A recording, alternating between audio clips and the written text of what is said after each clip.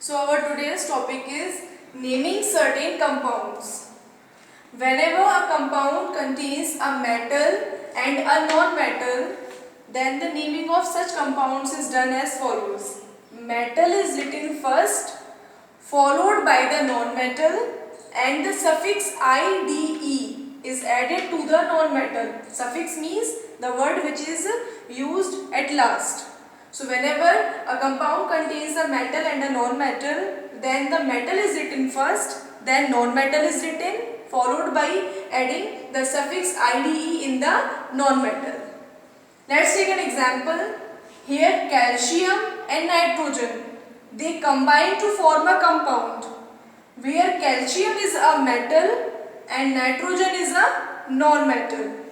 So the metal will be written first, therefore calcium will come first, and then the non-metal will be written by adding the suffix IDE in the non-metal. This suffix IDE will be added in the non-metal, and as a result the compound formed will be calcium nitride. Now, how you will identify that the particular element is a metal or a non-metal? Then this I have discussed in the previous video also, that the elements which have 1, 2 or 3 electrons in their valence shell, they lose the electrons and they are usually metals. Whereas the elements which have 5, 6 or 7 electrons in their valence shell, they gain the electrons and they are usually non-metals. Now the electronic configuration is done on the basis of atomic number, and therefore according to the atomic number, by doing the electronic configuration, you will come to know that how many electrons are there in the valence shell, and as a result we will identify that the particular element is a metal or a non-metal. This I have discussed in the previous video also, you can see it. Next, whenever a compound contains two non-metals, then in this case the prefix tri, tetra, penta, hexa, hepta, accordingly as the case is there, is added to the second non-metal. Whenever a compound contains two non-metals, in this case, let's take an example of PCl3. Here phosphorus is a non-metal and chlorine is also a non-metal.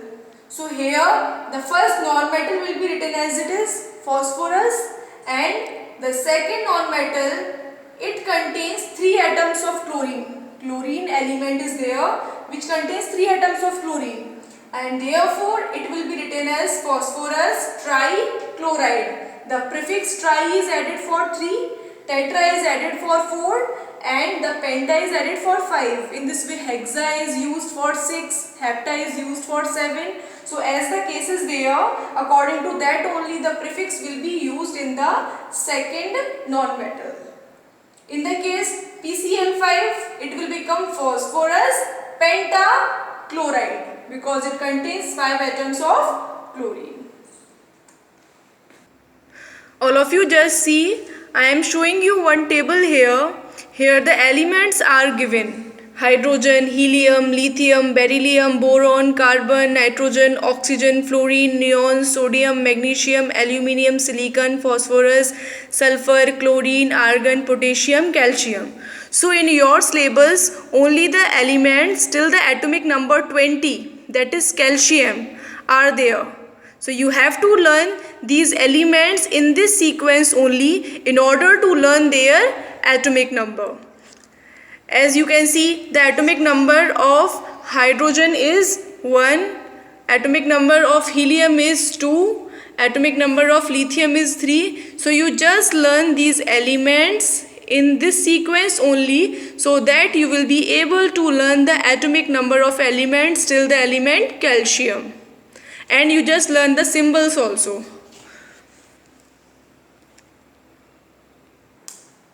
Now those compounds which contain 2 elements and oxygen, their naming is done according to the number of oxygen atoms. Oxygen is represented at the end of the formula, and the name of the compound depends on the number of oxygen atoms present in it. यदि किसी भी compound में 2 elements और oxygen है, तो फिर oxygen के atoms के ऊपर डिपेंड करेगा उस कंपाउंड का name. Now there are different cases in this. First is the prefix hypo. The prefix hypo is used if the number of oxygen atoms is less than 2. Example, NaClO. Here two elements are there, sodium, chlorine and oxygen is there. Now that if the number of oxygen atoms are here less than 2, that is 1 is here only, so the prefix hypo will be used. The name of the compound will become sodium and hypochlorite. The suffix ite is used if the number of oxygen atoms are 2. अगर किसी भी compound में oxygen atoms कितने हैं, 2 है, then the suffix ite is used. And therefore, let's take an example, NaClO2. Here the name will become sodium chlorite. If the compound contains the number of oxygen atoms 3, then the suffix ate is used if the number of oxygen atoms are 3. Example, NaClO3. In this compound two elements are there, sodium, chlorine and the number of oxygen atoms are 3, and therefore the suffix ate will be used. So the name will become sodium chlorate. The prefix per is used if the number of oxygen atoms are more than 3. If the number of oxygen atoms are more than 3, then the prefix is used per. Don't get confused between the prefix and the suffix. Prefix is used first and the suffix is used later at the end. So here NaClO4, here it contains 4 atoms of oxygen and therefore the name will become sodium perchlorate because the prefix is here, that is per. So our next topic is naming of acids. First is naming of binary acids. Now what are binary acids? Binary acids are those acids in which hydrogen is combined with second non-metallic element. तो binary acids की naming करने के लिए we add the prefix hydro and the suffix ic to the name of second element. Whenever there is a binary acid given, then we add the prefix hydro and the suffix ic to the name of second element. Let's take an example. Here hydrogen is combined with chlorine. Chlorine is a non-metal, so therefore HCl is a binary acid. Now the naming will be done as, first of all the prefix hydro will be used and then the suffix id will be ic and the suffix ic will be added to the second element and therefore the name will become hydrochloric acid. In the same way, HF is also a binary acid because hydrogen is combined with a second non-metallic element, that is fluorine, and therefore the name will become hydrofluoric acid. The prefix hydro is used and the suffix ic is added to the second element, so that it will become hydrofluoric acid. Next is naming of acid containing radicals of polyatomic groups. Now the radicals of polyatomic group means a radical which is formed by the combination of atoms of different element, that is called as radical of polyatomic group. A radical which contains the group of different atoms of different element. So the naming of acid which contains radical of polyatomic group are given on the basis of second element present in the molecule. उस molecule में जो second element present होता है उसके according naming की जाती है इनकी, और हाइड्रो प्रीफिक्स को हम इसमें यूज नहीं करते हैं. Let's take an example, H2SO4. Here the second element is sulphur and therefore the name will become sulphuric acid. Here the second element is nitrogen and therefore the name will become nitric acid.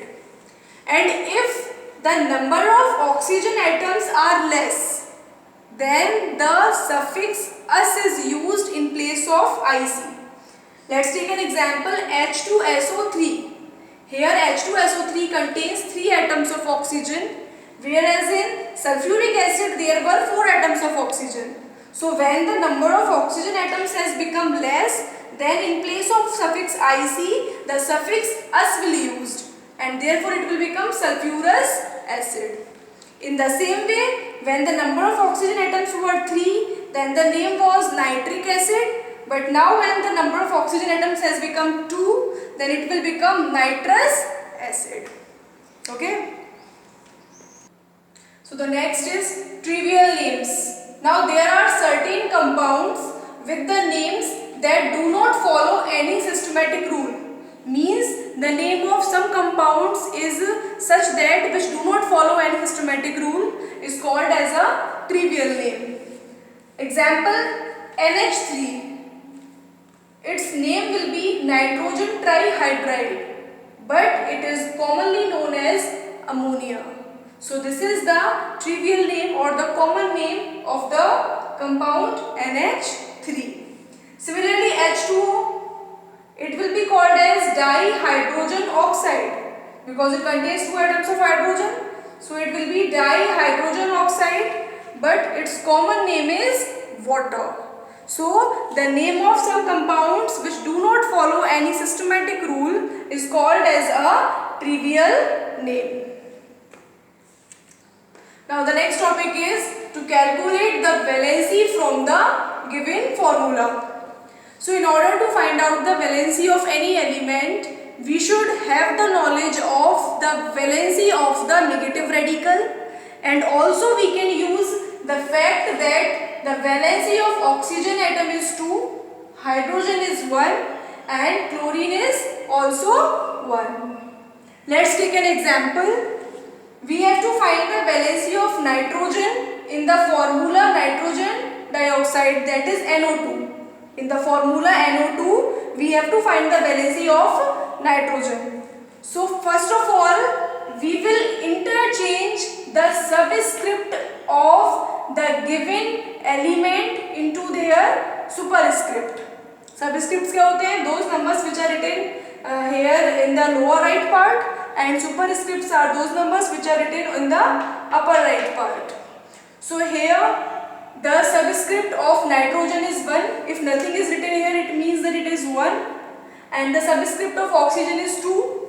We will interchange them and convert them into the superscript. So it will become N2O1. Now we know that the valency of oxygen is 2. And in order to make the valency of oxygen 2, by how much we will multiply in 1? We will multiply by 2. And therefore not only in oxygen but also in the superscript of nitrogen we will multiply by 2. So what we will use the fact? We will use the fact that the valency of oxygen is taken 2. And therefore we will multiply both the valencies by 2. And therefore the valency of oxygen will become 2 in this way and the valency of nitrogen will become 4. So the valency of nitrogen is 4 in the formula NO2. Next let's take one more example. In the formula magnesium oxide MgO, in the formula of magnesium oxide, that is MgO, we have to calculate the valency of the element magnesium. So what we will do first of all? We will interchange the subscripts into superscript. Subscript is also 1 here. So here also it will remain 1 only by converting into superscript. Now the valency of oxygen is taken as 2. So by how much we should multiply in the valency of oxygen to make it 2? We will multiply by 2. And not only here but also in the valency of magnesium we will multiply by 2. And therefore the valency of magnesium will become 2 and also of oxygen. So finally the valency